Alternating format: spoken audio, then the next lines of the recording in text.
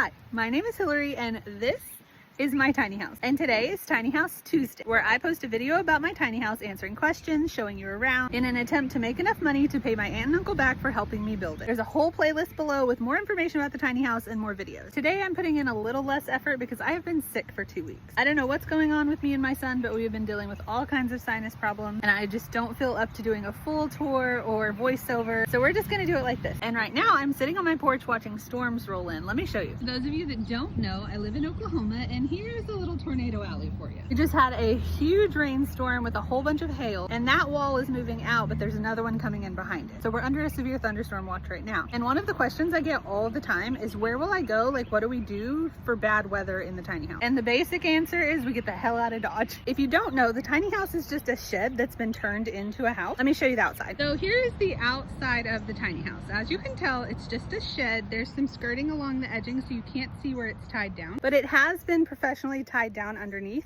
And so far it's lasted through some 80-mile-an-hour winds or a little bit more. So if the weather is reporting anything 50 to 60 mile an hour or under, I don't really worry about getting us out of the tiny house. Anything over 60 mile an hour and I'm grabbing our go bags and we're going next door to my grandma's. Right here behind the door, we have this little shelf and we have a go bag here with basic essential stuff, a cat carrier and the cat's stuff that she needs because she obviously has to go with us, and some flashlights in case we need those. The bag has enough stuff to get us through a couple of days in like a hotel or having to live somewhere else. Pajamas, clothing, snacks, and then there are a few other things like life straws in case of like real disaster, because I've actually been through 3 tornadoes in my lifetime, and one of which we were without power and water for a really long time. That one was an F4 and that was scary. Today most likely won't be anything like that. Oklahoma likes to save its really good stuff for the springtime. Now you may be asking, what's so special about my grandma's house that we go over there and not a shelter? And the answer is nothing. It's just a concrete foundation brick home, and in an F4, if it hit directly, we probably wouldn't be in good shape. But we don't have our own storm cellar and the public one is so crowded and so gross. And I know that sounds like a silly excuse. I just don't like going over there, and neither does my grandma, so we usually hide in her closet if we actually have the sirens going off. So yeah, that's how we deal with tornado weather in the tiny house. I think this last spring it was so active.